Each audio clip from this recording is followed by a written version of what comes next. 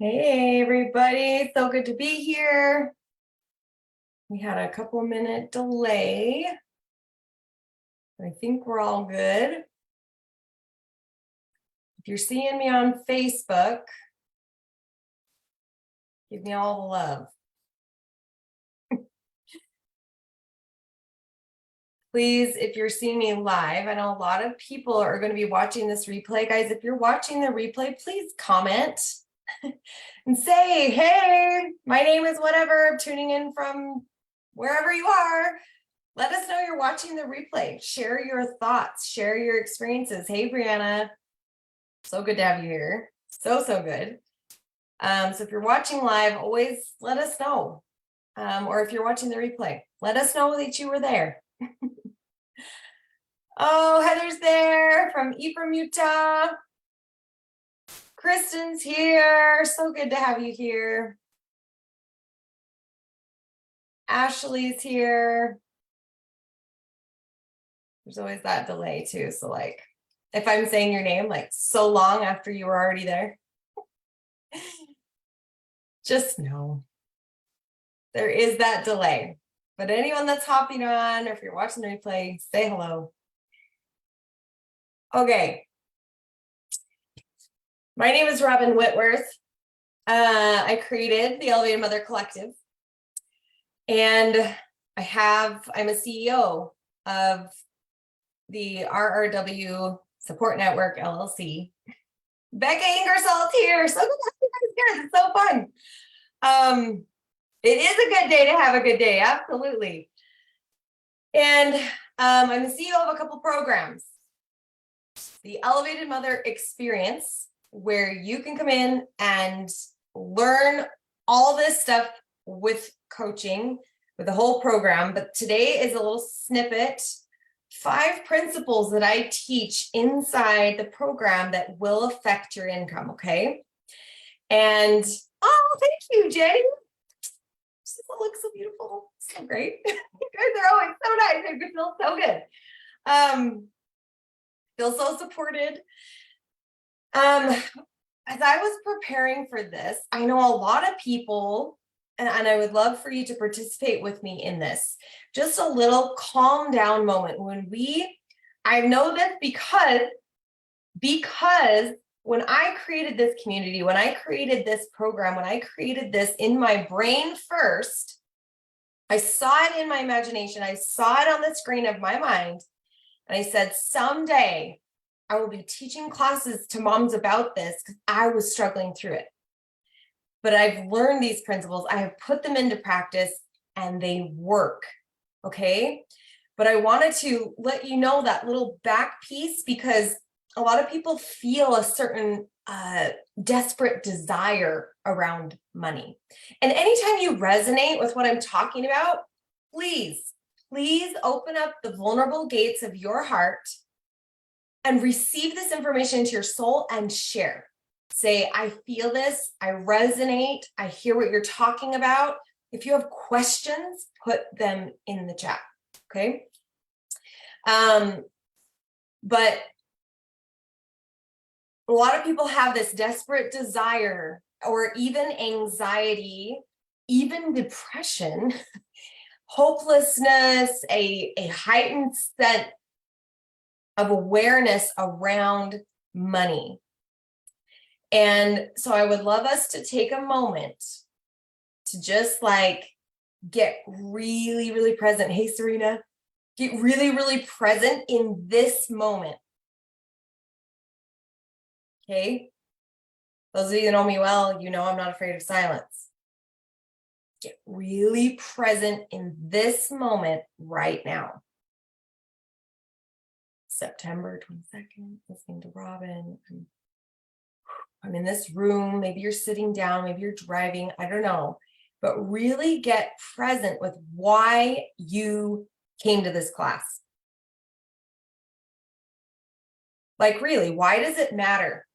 You guys are all really amazing, aspirational, busy mothers.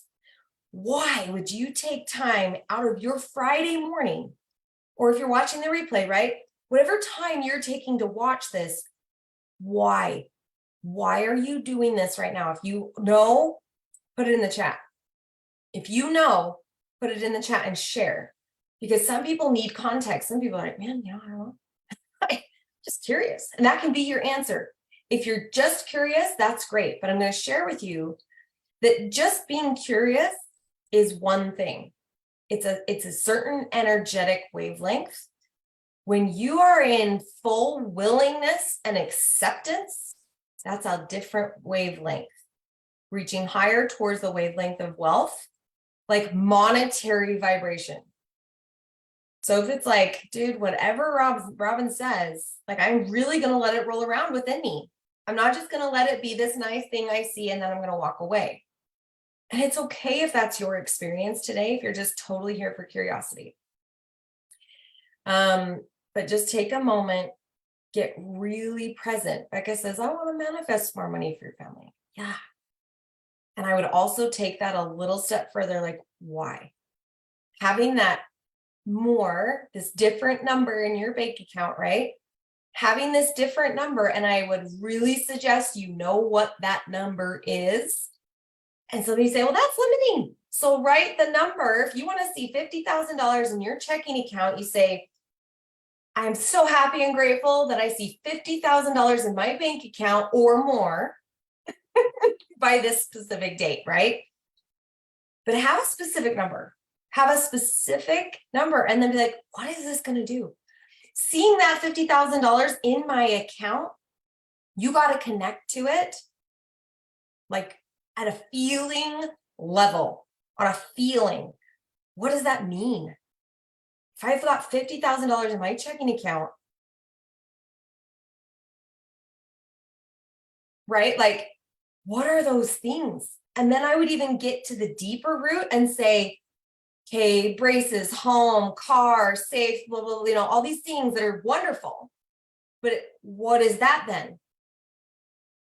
And I'll tell you that for a lot of my clients that want to change their money situation, it's not everyone's goal that comes into my program, but there are a few. They're like, I really want to change my money situation. And these are the ones that I posted, like, they wanted to change their income. This was so important to them. It was their goals they came into the program with. Not everybody comes in and says, I want to change my money situation this specific way. But I will share that a lot of people in the program, their money situation changes anyway because their consciousness and vibration of life changes. And so underneath that list of, okay, this amount of money is going to do this. What does that mean to you in your soul? Some of the answers that are common, just to give you context, to get your brain going, it's like, I'm a good mom. That can be something that shows up for people underneath this list. If I've got this much money and I'm taking care and I can afford all this stuff, I'm a good mom. At the root of it was a worthiness issue, a wondering if they're good enough for their kids. At the bottom of it, it could be, I'm a good steward. Jesus taught me to be a good steward of what I have and that I would get more. And this is what this means to me. It means that I am doing well as a disciple of Jesus Christ and I'm being a good steward of what I have, right? Get real vulnerable, spiritual, personal about what's underneath that list. Thank you for sharing that, Becca. And here's the other thing.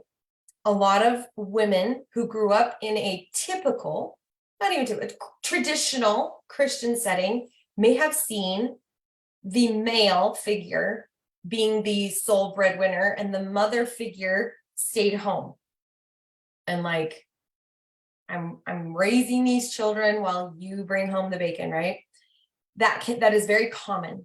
What's awesome though, is that we now know so fully from science, spirituality, whatever, that the energetics of the maternal side of this partnership matters. It matters greatly to the finances of the home. So I've seen clients where they didn't start a business. They didn't go to work. They didn't do really a ton of stuff different in that way, like exchanging their time for money. They didn't do something really big and different, but their energy changed their energy shifted around money, which then changes the conversations they have with their spouse about money. It changes conversations around so many things. And it sometimes I've seen just a client recently where her spouse applied for a job that they knew the job was available, but they did not together believe that he could apply, like that he was qualified. And through just shifting the energetics of their relationship and their trust with each other, he applied for the job and he got it. Doubled their income overnight. Like, and it wasn't that that opportunity was never there. It was a mindset within their partnership that shifted their opportunities. Okay, so this is the mindset we want to come into these 5 principles with. That energetically, it matters. Energetically, it matters. Okay, Kristen says, yeah, she wants to be able to self-support. She needs about $3,500 a month. Okay, this is really good. So get present, guys. Get really present, because just know it's your energetics around the money situation, the money conversations. Do you know your reasons underneath the possessions, right? What's going on energetically and spiritually underneath the possessions that you will get with this energetic exchange of money that's already there, by the way. All the money you need is already done. It's already there. God created everything a long time ago. You just have not chosen it. Keep that in mind. This is the mindset we want to be in moving into these 5 principles I'm going to teach you today. And if you struggle getting into that, that's where I put in my post the personal coaching of the program. It helps you, enables you, empowers you, whatever, edifies you to get into that state often. Everything we teach in the program will get you into that state to be able to be present with your money conversations, be aware of your energetics around your money situations, and all of those things. Okay, so the principles I'm going to teach, but just know there is this other piece. You're going to come into the program to get it, because it's a lot of support. It's all there. And those that have been clients in the program or current clients, you can testify of that.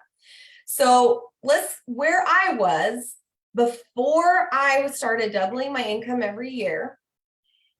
And this was about, I would say 8 years ago. And those of you that have listened to my other money classes, I explain set points a lot, like a lot more expansive. So you can go watch some of those other ones if money is something. Just inside the Elevated Mother Collective group, there's a search feature. Search any topic, income, money, energetics, like different stuff like that. And you'll see the different classes that we've already done. But where I was, and I will tell you, I was not a very good dreamer.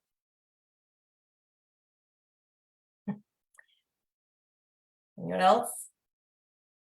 I was, and it's not, I'm not blaming anyone, but this was my modeling growing up, was to be practical. Practicality trumps all. To be frugal was being practical, and you were celebrated for how frugal you could be. Oh, you can make another thing out of that thing that we, like, what's the quote? Something about like, use it up, use it again, drop it out. I don't know. There's some great quote that's like playing in the back of my mind, but like, somebody knows that, you can put it in the chat, but something about using things over and over and over until it like falls apart. And I'm not judging that. I think that using things for the purpose which they were used and using them well and taking care of them is a great quality. I think that is a great thing that people can do. I now no longer, though, make it moral. Do you see the difference? It's no longer moral to me. If I just really don't like those shoes, I go get different ones.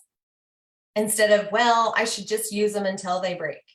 But that was the modeling I grew up with. It doesn't matter if your clothes are completely out of style and you hate them and they give you a wedgie. They don't have holes. You wear them. Use it up, wear it out, make do or do without. Kristen knew. Maybe that's a Utah thing. I don't know. Because anyway, so do you see the difference there? But that's where I was for a long time. Like the first 28, 30 years of my life was in this box of you use it because you have it, because you should be grateful. No, because you're humble. Like these Christian words that we want to throw out there to like somehow say we're being good disciples of Jesus because we're wearing shoes that we hate. But that's where I was. I was so practical, and I believed that that was morally right. That was what I was modeled in my home, from my grandparents, generationally. That was morally correct with God, is how practical you could be. But what I've learned, guys, is practicality is relative. What one person thinks, oh, Kristen's like, no, it's California, that's right. I forgot. Probably because you live in Utah right now, but anyway. Making it moral of like, how practical can you be was celebrated. It was part of the culture of the place I even grew up in. Now that I'm like having memories of like even my teachers in elementary school talking about making do with things. Like this was just, and I grew up in northern Utah for anyone that is curious, but it was just this idea. It was just like, oh, you need to be practical. And so when I started reading books about expanding your mind, and I started reading books about, this is just 8 years ago, you guys, a lot can happen in 8 years. And it's so interesting because I shared again in that it's a class called How I Tripled Our Income. And you can see that for like a good long span of our marriage, our income did not change. And I talk about in that video how that was a set point of belief within us. It had nothing to do with opportunities, nothing. Okay. But you'll see that we had this long period of time where we were being very practical, even though prices around us were going up. We're having more children. We're having more medical things. When you have a group of 7 people, the chances of somebody having medical issues, more than one probably, is high. Like it's just the way of humanity. That's stats for you, right? Like 3 in 10 humans has major medical issues. And it's just like, well, so then we started not traveling. We started not putting kids in soccer. We started not doing our dental work. We started not doing things, right? Like, because what do? You just, you tighten your belts. That's another phrase from my modeling. We tighten our belts and we pull up our bootstraps and we just go through it. It's just hard. And I even hear that all over social media. Life sucks. Life is just hard. Guys, that is so low vibe. Like, but for me, I believe a lot of this was that I was just not a dreamer. I did not grow up having a mom that said a lot. I don't doubt she said it sometimes because she's an incredible mother, but it wasn't in our home to be like, what do you dream of? What are your biggest dreams? And even in school, if a teacher asked me that, or in a different context, like someone's like, what are your dreams? I immediately was like, what do they want me to hear? What will they be proud of if I say it? It took me until I was 29 years old to actually ask myself, full on honesty, what do you really want, Robyn? What do you really want? And if you guys haven't asked yourself that question, it's not, what is my husband going to think about that? What will my mom think about that? What will my church leader think about that? What do you think about it?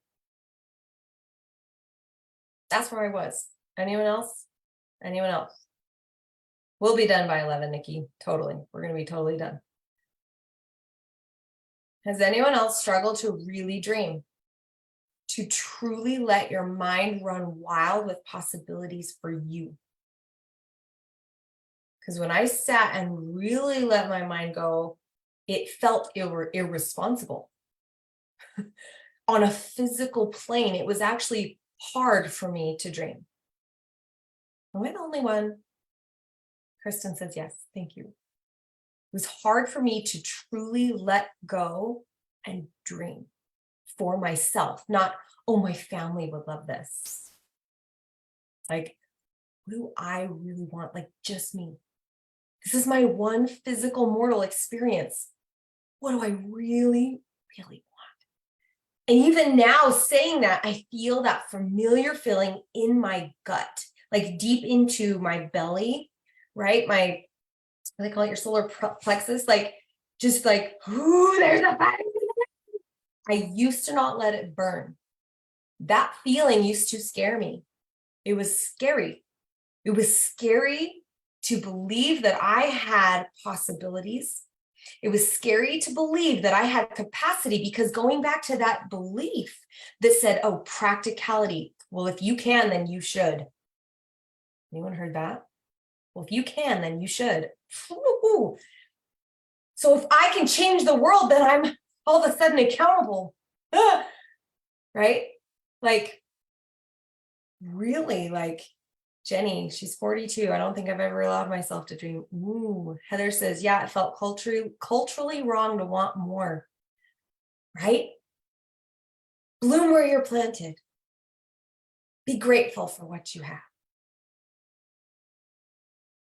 These are great ideas to challenge that come from a lot of cultural thinking. When you study Jesus, man, oh man, you'll find the truth. So interesting. I'm glad that I'm not the only one. So what happened? What happened where I was willing to change? Because this is where you guys got to get to, right? Everybody has to, you have to get to that place that says the pain of staying the same and believing this is really kind of getting big. The idea of change and accepting new ideas is looking more and more like maybe what I want to do. So the pain of staying the same starts to get bigger than the perceived pain of changing. Okay? That's where you got to get to. You got to get to that place that says, and sometimes for many people, you read about it, you hear about it, there's movies made about it. People typically need a big eye-opening experience, but not everyone does. There are so many wise people that didn't have to do that. They faced death. They had a big car wreck. They had a tragedy. Someone close to them died. They themselves had a big medical emergency. Like, something happens to people that they say, no more.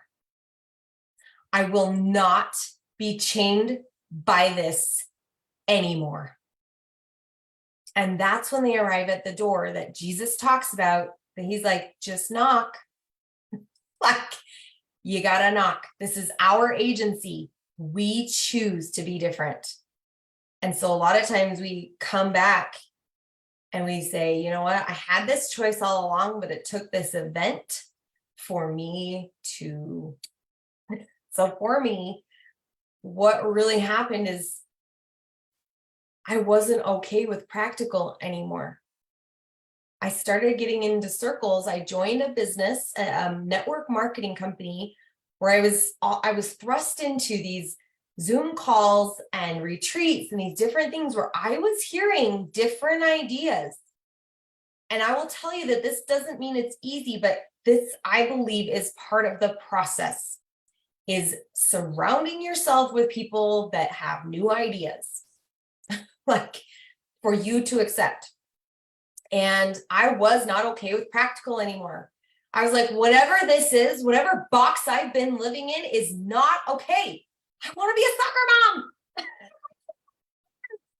I want to watch my little girl be a a ballet person, a ballerina. She had dreams of being a ballerina. And I couldn't afford to put her in there. I'm like, this is so stupid. Like, how did I get in this box of believing that I can't have more? What is that? I was willing at that point to question it. And this is principle one. If you're taking notes, this is number one, is to dream, to allow your brain some freedom from limits. Stop yourself when you go, but what if this happened? Well, what if they say, well, what if she, woo. What's happening there, my friend, is you're taking responsibility for someone else's experience. Let's start only taking responsibility for yours. Jesus clearly taught we are agents unto ourselves. We choose for ourselves. When you start taking care of the experience of other people, this is not what Jesus taught ever. He said to love. Loving someone doesn't mean taking their agency and deciding how this is going to affect them and then acting that out. Do you see how that happens? Okay. So when you say, but what about this person's experience? And what about this? Principle number one, you're taking notes. If you want to change your money, you have got to dream. You have got to drop the limitations of the what ifs and the what abouts and just let yourself float. What would I really do? What I really want, and just let yourself dream. That is principle number one, to dream. Okay. And if those what ifs come up and the what about that's come up, put them on a piece of paper because you will want to do that work. People say, Robyn, how do you decide which podcast to listen to? How do you decide which mentor to go to? I will look at my list of what ifs that come up and I know the work I need to do, because if I'm like, well, what about my daughter? I'm like, whoa, I'm involved in somebody else's business. I need to go remind myself about that. How did that creep in? What's actually the underlying fear there that I feel like I need to take responsibility for her experience? Whoa, right? These are the kinds of things. I'll take that list. I dream big and I take that list of these little things, these little limitations that want to come up, and I know that's where my work is. That's what I want to take to the coach. That's what I want to take to the podcast and learn from somebody, right? So that was principle number one. Principle number two, when you have your dream and you've looked at it, and then there might be lots of pieces. It might have something about relationships, love. You might have something about your marriage. You might have something about your faith. You might have something about travel. You might have something about a personal, maybe you're going to write a book, right? Becca Ingersoll, maybe you're going to write a book. Maybe you're going to open a restaurant. Like whatever it is, there's something amazing. It's amazing that your brain has conceived. Hold it there as long as possible on the screen of your mind. And principle number two says, where's my self-concept here?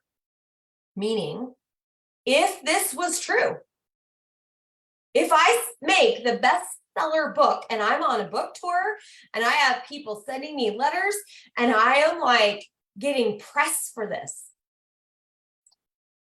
is my current self-concept up to the task? Like, can this feel normal for me? If I have $100,000 in my bank account today, right now, am I up to the task? How does that feel to me? Does it feel beautiful and absolutely deserved? Or does it feel scary? Do I feel like that's a big responsibility? You see, your self-concept needs to adjust for this new thing. This is a step I missed for a long time. But now, I now keep a list, and we do this in the program. We flesh this out really, really good. Who do I need to be then?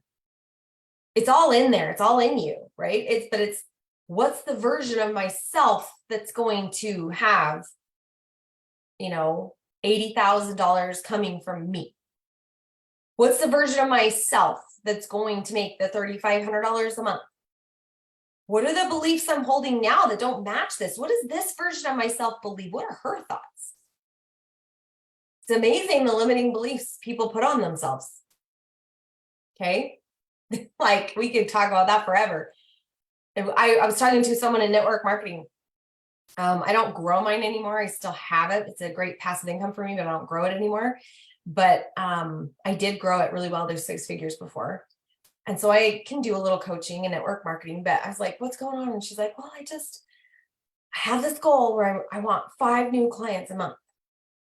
And I was like, okay, well, how's that working out for you? What's your big goal? And she's like, well, I want to make 6 figures. And I said, well, what's this 5 people a month then? You can't get to 6 figures doing 5 people a month. And she's like, well, that feels really big to me. I said, yeah, but it's not big enough. She's like, what? Like she had limited herself to 5 people. So thereby she will never reach her 6-figure goal in that particular company. Like in the timeline, she wanted to reach it that year. And I'm like, no, you'll probably reach it in like 6. She's like, oh, well, I want it this year. And I said, well, then we get to change that number. She had limited her income by saying, I can only handle 5 people. So we got to work on her mindset that said, why only 5? Why can't you do 12? 12 will get you to 6 figures this year. So then she's like, okay, if I bring in 12 people a month, I need to streamline this process. And do you see how her brain solved it for her? She knew, she knew once she had the dream, once she matched up the self-concept, she's like, oh, well, if I'm bringing in 12 people, I'm going to need a binder. I'm probably going to have to streamline this process because right now it takes me a day. And like her brain, once she asked it the right question, our brain will answer anything. It's incredible. Mixed with the spirit, man, you're unstoppable. But she met the self-concept. She started, if this is true for me, she released those limitations of 5 people per month and was like, I got to get 12 because I'm getting 6 figures. All of a sudden, the belief changed. Okay, this is principle number 3. So principle 1 was dream. Principle 2, become aware of your self-concept and where's the adjustments need to be made. Principle 3, have your self-concept meet the dream. So this kind of goes into both of them, but it's its own category, okay? What is the why of your dream? And this is kind of what I was talking about earlier. Like, what is the why of the dream? Like, get underneath that. For this, for this person, let's just say, and we didn't get to this point, but I'm just going to guess. She's like, I want 6 figures this year. I happen to know she's a single mother. And I can imagine that some of her whys was like, I want vacation with my kids. Why? I want memories with my children. Why? Because I want them to have a present mother emotionally and physically. That's what it came down to. She believed that this kind of money experience would allow her to be more physically and emotionally present with her children versus the job she was in and trying to be so spread thin around these people. And if she believes that, then she is right. And that's important. So you have to know like what's under here, because this is the self-concept. This is what you believe about yourself. That I am not being the best for this example. I'm not being the best emotionally available mother or physically present mother in this current situation. So this self-concept and this dream have now met my soul level belief that I want to hold about myself. What is the self-concept that I want to hold? That I am physically and mentally available to my children. This is what I want the memory to be. This is why we're going to go to Disneyland. And this is why I'm going to have money to do it. And I'm not going to stress. And it's going to be great. All of a sudden, she's got all the motivation she needs to go and connect with those 12 people. You see, like a lot of people, they don't do these steps, guys. If you want to change, you don't have to have a business. So if there's a concept or if there's a context you guys are struggling with, put it in the chat. Like if you're like, well, I don't own a business or I don't have this. I promise these principles still are the same. It's still the same. If you are like, oh, my husband is going to come upon this great opportunity, if that's what he's going for, right? You can't make him have his experience. That's why some women do end up starting a business, realizing they can't control their husband's experience. If he's choosing to have a $30,000 a year experience and you're not okay with that, it's not his duty to change. He's not responsible for your experience. He's responsible to you to be honest to you, to be, loving and caring. But if his experience says, I'm doing a $30,000 experience, and yours says, I would like $100,000 experience, then you get to be the one to make that happen. You see, but I will share with you that a lot of times when when the feminine partner, when the female partner comes over here and starts shifting, he takes note and he goes, he might take that next promotion. And then you might take that other thing too. It's like, oh man, this is fun. And all of a sudden you're both making 100,000 and now you're making 2. I've seen this. I have seen this happen. So even though it can feel like it's unfair or something, when you get to show up a little more for this dream that is yours, a lot of times they rise to the occasion too. Okay. So in the home, if you're like, well, I don't want a business, but I do want to change our money situation. So you have a dream and then you have your self-concept and say, okay, how do we shift the vibration of our home to a home of more affluence, to a home where opportunities just show up for us? What does that look like for me? I probably need to be a little less stressed. I probably need to take my self-care a little more carefully because I see my husband's not even doing self-care. That will change his income situation, guaranteed. What can I do to raise my vibe? My self-concept, being the partner of a 6-figure home, what does that look like? What am I doing in this home to support a 6-figure home or a 7-figure home, a $500,000 home, whatever that is? And you start doing this and then you say, why? Why does this matter? See how it's the same? The principles are the same. It's in our individual coaching that we discover the pieces for you, but the principle is always the same. Okay. The principle is always the same. Brianna says, I needed to hear it. I'm mad about Josh making the amount he's making because I feel like we're being used. Yeah, that can happen. I planned my jobs, Kristen says, and scheduled for the fall. I thought I was going to be set. And as of this week, my jobs are not giving the hours they promised. That's a boundary thing. That is a boundary thing. You get to go in and ask them why they're not giving the hours they promised, right? This is you showing up for yourself and saying, this is what I needed. This is what you said. I don't see it. Tell me why. In a very neutral way. And if they give you the reasons and it's not panning out, then you go get a different job. You know what I mean? There's a different opportunity. Principle number 4 is set point awareness. And I'm going to redirect you to that class. I don't know if Heather Shoemaker is on, but there's a class in here that's like how, several of them I talked about set points, how to change your income, how to triple your income, all these different things. I know we're talking about doubling our income today. And so this is where, on my how I tripled our income this year, right? From just the 70s from a couple years ago to now we're going to hit 300,000. And it's like, I had to change my self-concept. That video talks a lot more about the self-concept of meeting what's happening in your life and where you're going and what's really going on. Okay. You bet, Kristen, you bet. And I had you always have a set point. So if you're like, man, my income has not changed for a long time, you're at a set point. You're accepting this. You're accepting that $4,000 a month is all you need, right? You've set that limitation. $4,000 is all I need. And you may say that for a long time. My husband and I thought we hit the jackpot when he got a job that was over $50,000 a year. Our dreams weren't very big at that time. But it was okay because we both grew up with parents that made $38,000. So it was like, oh, wait, if we want to live the life we want to live, and inflation, we need to be reaching more towards 200,000 a year. We want to travel and we want to save and we want to give to charities and we want to be able to, there's all these things in our dreams and we're like, oh, then we get to shift our self-concept. We get to shift our energies. We get to shift our goals and we get to shift our set point. It's not okay anymore to do 4,000.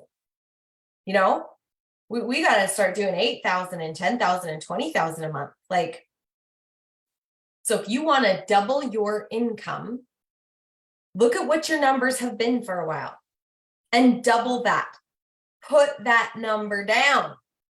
If you're like, you know, say you're making 160,000 right now, it's like, that means we would be making over 300,000. Write it down. Believe it.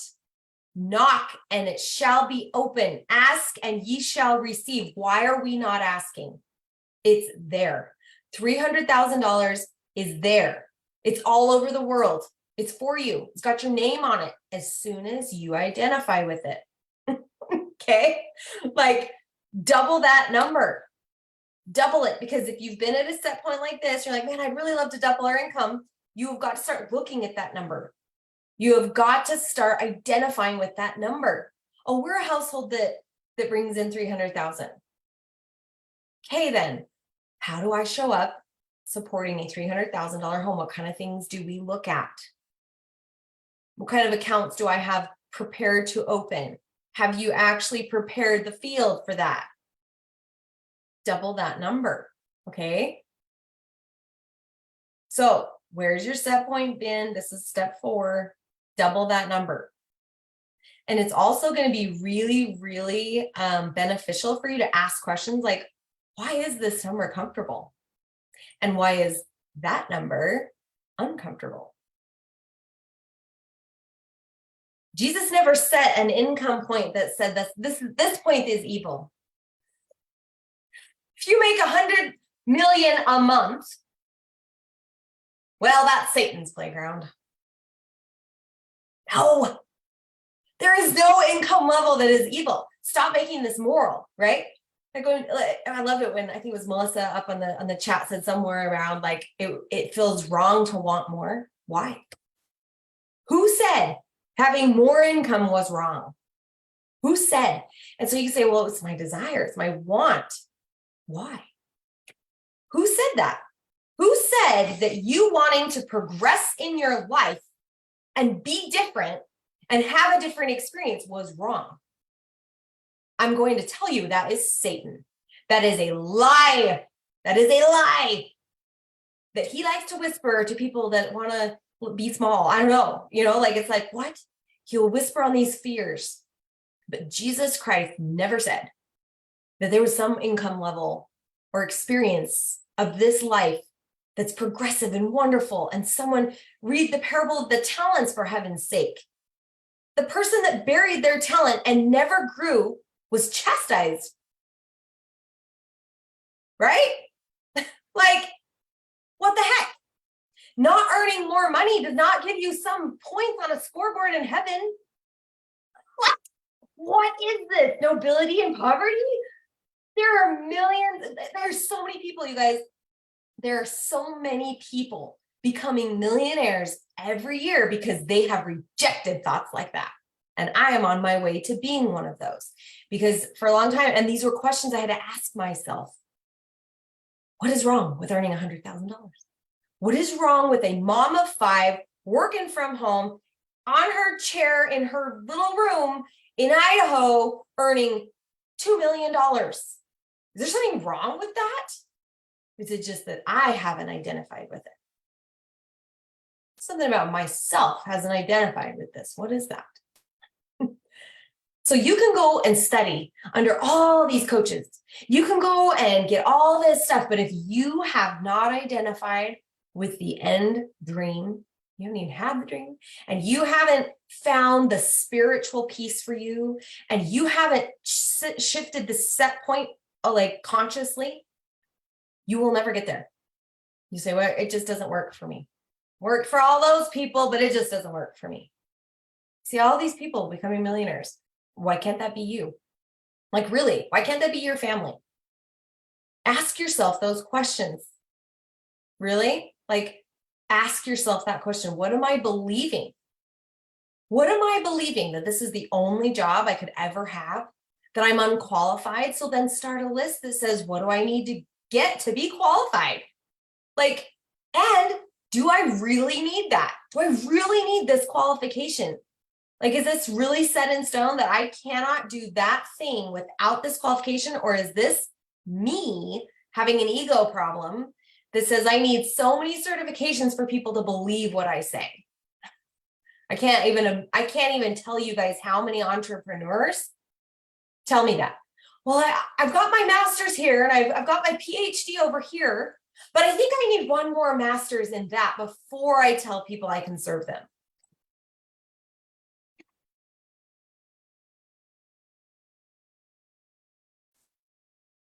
I think I need 75 blog posts before I can start advertising. I think I need 30 already done recorded podcasts before I launch. I think I need a website and a social media manager before I start sharing my message of hope and strength and love. Don't get stuck in the qualification limitation, friends. Friends, I am positive that I have read more books about psychology than a psychologist. I don't have a psychology degree. I have lots of people that ask me, do you have a psychology degree? You speak like a therapist. I'm like, no, but I've probably read every book they've read and more. It's okay. I don't need the piece of paper. I don't need the piece of paper, Jesus never had a great certificate that said, you are a life changer. You are now allowed to be a prophet. Like he just showed up for his mission in full, never denying who he was and what he was there for. He may have spoken parable, but he was there for it. Okay. Principle number 5, and then we're done. Get the ball rolling. Take action. Choose a vehicle, right? Get the dream, sit and ponder with yourself. Let your brain do what it is designed to do, and it will come up with a solution. It will come up with a vehicle. Is this a network marketing business? Is this something you want to do of your own self? A pottery business, wood turning, dog walking, like whatever it is. There's some vehicle that may come up that is more of an entrepreneurial adventure. It may be, you know what? I need to change my attitude about my husband because guess what? I've done a whole video, I think, about that, or at least there's a couple posts. Before I jumped into entrepreneurship full on like I am today, I started appreciating my husband, appreciating why he chose to do what he did. I thought, you know what? I was so mad at his job for so long. But when I started looking at it, I thought, you know what? He's never worked weekends. He always has 2 weeks off for Christmas. He has a great work environment. Nobody uses a lot of, we really value clean language. So we don't have a lot of cursing and swearing in our home. And he also has that at his work and he values that. And as I started thinking about the benefits and I started appreciating it, little jabs, little passive aggressive things stopped coming out of me. Anger towards anything that was happening stopped coming. But you know what? He's valuing our family. I want him here for dinner. I want him to be able to support us on the weekends with all these things. And he's sticking with this job because it's supporting that. I started appreciating it. And guess what? He got a raise. I kept appreciating it. And his whole income structure changed and the company started getting profit sharing. That changed things. And it was because his attitude of his own job started to shift with my energy. He made those choices. But because we were back in the day, we were so emotionally dependent with each other that how I felt about something really affected him. And how he felt about something really affected me. We have since stopped those behaviors and we're very much whole people. But I know a lot of couples have not made that work. They haven't done that yet. So they're still pretty emotionally enmeshed with their decisions and what they do. But I can testify that when you start appreciating where your husband's at and what he's doing, it will shift the game. So if that's the action, right? Step number 5 is take action. Get the ball rolling. If that means you go through these steps, I'm gonna dream, don't let myself concept, take action. Don't just take these notes, set it aside and leave. Okay. Choose your vehicle, because this is the law of compensation. You ready to get this? The law of compensation, the law of the harvest says you will be compensated by the level of impact that you make in the world.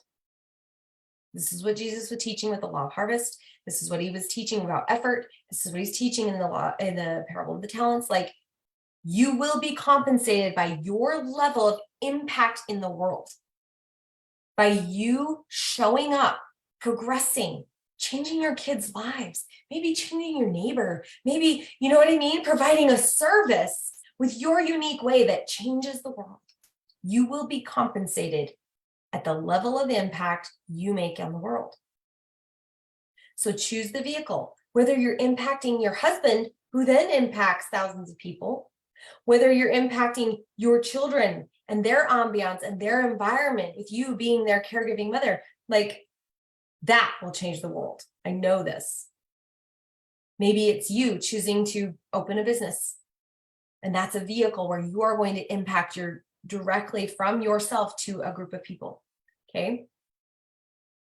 Be willing, as Jesus said, to shine your light. Be willing. The women in my program that have changed their finances, they were willing to shine. They were not willing to just take the low-hanging fruit. They were willing to shine, to put some effort in, to do some scary things, to change their boundaries, to change their self-concept. It's awesome. They get to do it in this safe space, full of support, full of other women that are doing that. They're showing up on these calls, getting vulnerable about, I'm scared about that. What's happening? It's awesome. Okay. Let your light so shine before men that they may see your good works and glorify God. Okay. So this might mean you start communicating a little better with your spouse. You start doing that personal work. They started showing up for themselves, keeping those commitments to themselves. They said they're going to work out. They start working out. They say they're going to eat more salads. They start eating more salads. They say they're going to get their budget under control. They get their budget under control. Like, they start taking action with full belief. They start letting their light shine. They start taking full accountability and showing up. Okay. You will always get more when you expand. So a lot of times people are not experiencing an expansion in their income. They personally, as a person, as a couple, as a home, as a unit, like, they aren't expanding. There's something there, right? Their dream is too small. Their self-concept doesn't match a bigger dream, and they feel dissonance. They feel they'll start something and stop. They put a lot of effort and then see, they're in this cycle. They find themselves at the same set point, the same struggles year after year after year. These are the 5 principles. These are the 5 principles. So getting to the root of everything, having the support, that's in the program. Okay. You can find it in other places too. But I'm just letting you know there is something set up for that, but you do get to make an exchange for that kind of exchange from someone else, right? And so just be aware. But if you're ready, if you're like, dude, I want to be surrounded by people like this. I've got some big dreams. I've got some big goals, and I'm ready to change my self-concept and my dreams and make them match.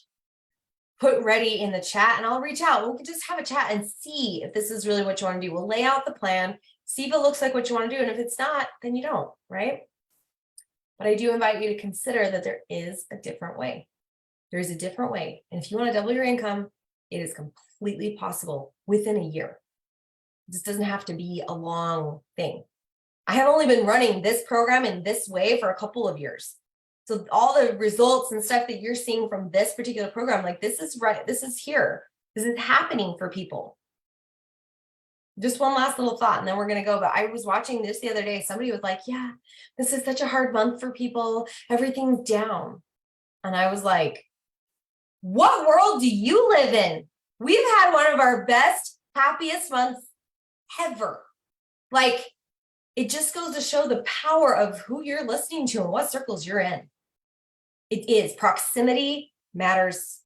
Who you're listening to matters. What kind of world you're deciding to live in, it matters. It just matters. All right, guys, you guys are amazing. Good job, Justine. Beautiful comments, you guys. I love it. Have a really good weekend. Any more comments or questions on this, continue to post them. And come back to this video, watch it again, because there may have been one or two of those principles that hit you hard and then you were more distracted before you really could get into another principle. Watch it again. And those that are on the replay, again, put your comments in. We want to hear you. Yes, retreat is next week. I'm going to see somebody. I'm so excited. All right. Have a good weekend.